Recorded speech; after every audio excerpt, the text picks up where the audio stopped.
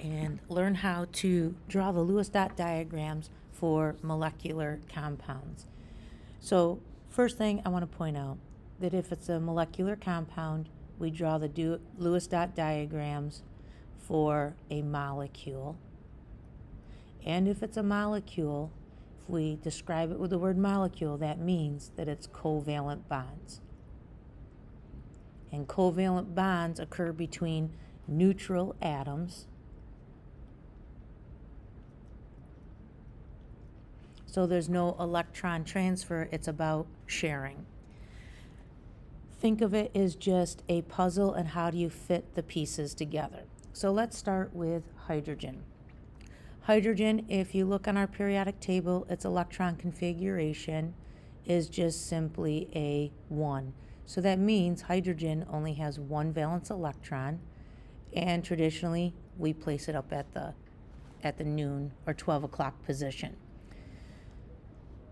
Because this is the only electron and it does not have a partner, that means that this hydrogen, it must form one bond. Now over here, this one hydrogen, it's going to form a structure with a second hydrogen who has the same electron configuration and therefore the same dot diagram where it has that only electron, which is unpaired. So this second hydrogen also needs to form one bond. And when you're learning to figure this out, an atom's unpaired electron, it wants a partner. So it finds its partner with a lonely electron on a different atom. So covalent bonding is the result of pairing up single or unpaired electrons. So we want to pair up single or unpaired valence electrons. That's the job. That's what occurs. So now when we go to draw this dot diagram, so we have our hydrogen and the electron it is willing to share. We have the second hydrogen and the electron it's willing to share. So the electron pairs that we sandwich between two different elemental symbols, those are the electrons that are going to be shared. And the result, and the way that they share those is by allowing their valence atomic orbitals to overlap. And so this is how we represent that idea. So we put this dotted circle, which represents that valence orbital, so it's a dotted line. It's like the electron cloud.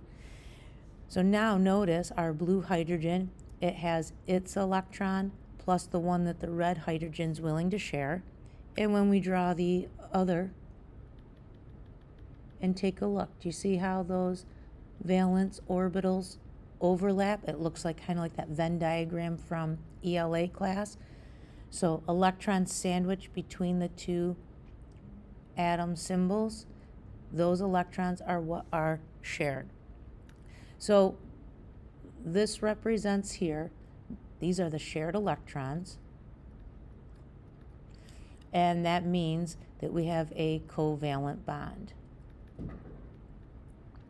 Now notice, how many dots or electrons in that bond? There are only 2.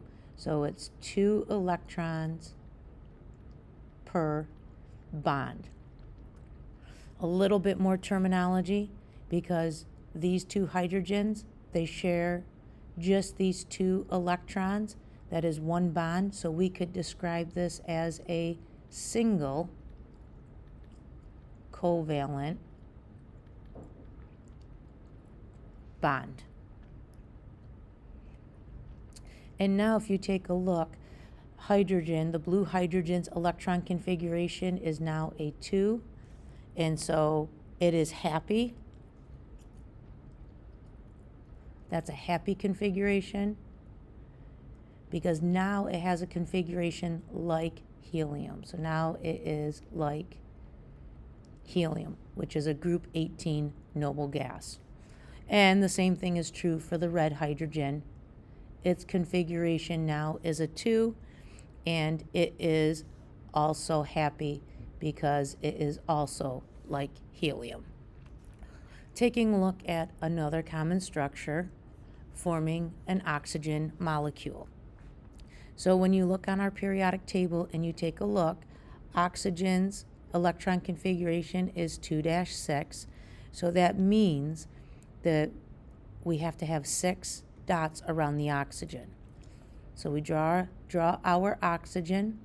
The first 2 valence electrons we pair up, electron 3, 4, 5, and now we come back and pair up one of our single ones for the 6th one. So this is our pattern. So based on the way we put the electrons around the oxygen, this oxygen, it must form as 2 single or unpaired electrons. It has to form 2 bonds. So it needs 2 bonds. Well, this oxygen, what it has available to bond with is a second oxygen. That second oxygen, its configuration is still 2-6. So it also requires 6 dots around its atomic symbol. So 1, 2, 3, 4, 5, 6. Just like the blue oxygen, it has 2 unpaired or single electrons. So it also needs 2 bonds. So the big idea here is that when you correctly draw the Lewis dot diagram and you end up with unpaired electrons on the diagram, that means that that atom wants to find a partner for its single electron, and that partner is on a different atom. So this single electron from the blue oxygen, it pairs up with this unpaired electron on the second oxygen.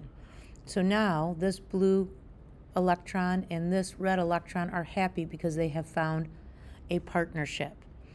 But we still have this unhappy electron. It still needs a partner, but the other oxygen also has a second unpaired electron that is also in need of a partnership.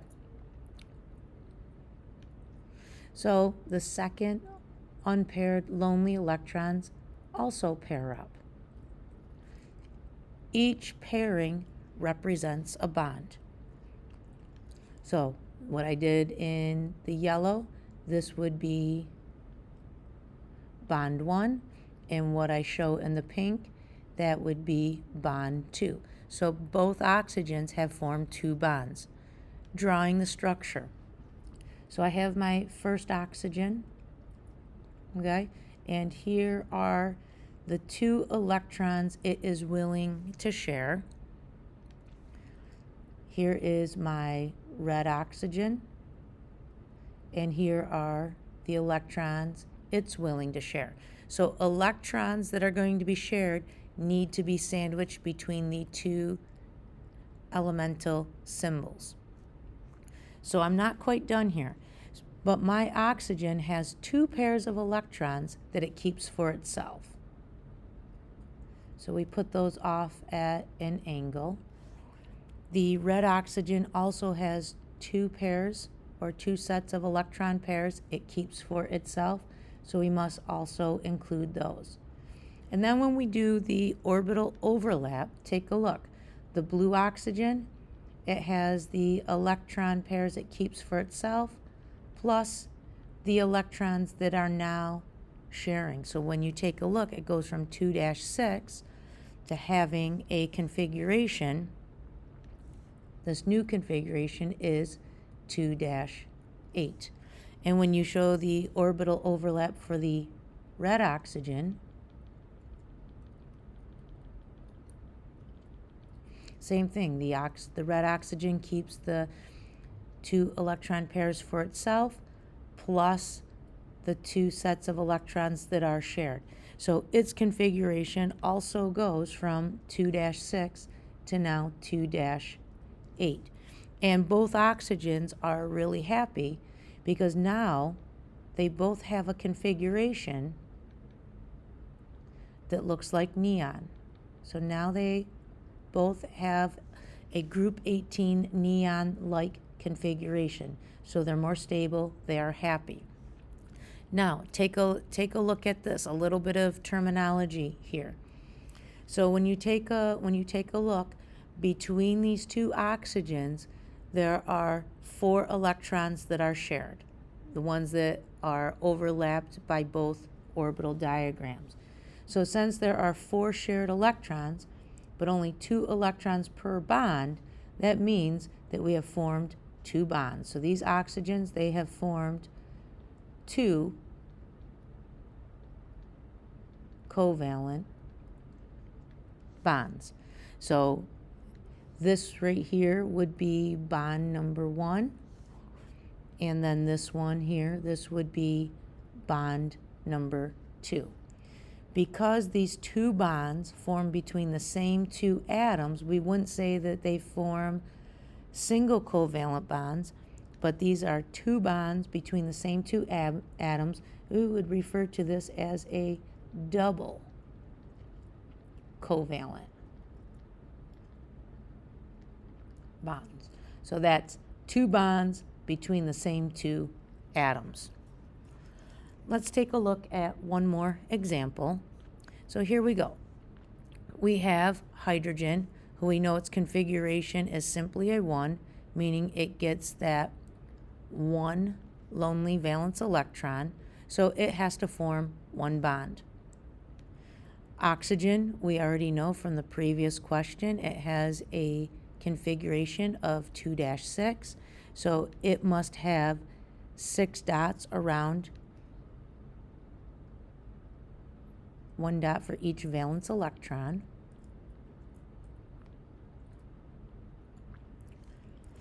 And it must form 2 bonds. So I'm just going to put myself a little note here that this hydrogen, 1 bond, and this oxygen, because it has 2 unpaired electrons or single electrons, it requires 2 bonds. Okay? So this is what happens. This hydrogen, its lonely electron, pairs up with one of oxygen's lonely electrons.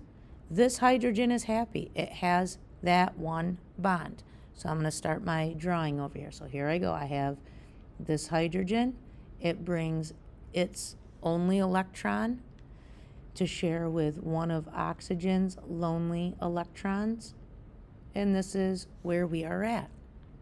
Hydrogen goes from a configuration of 2, and now it has a configuration.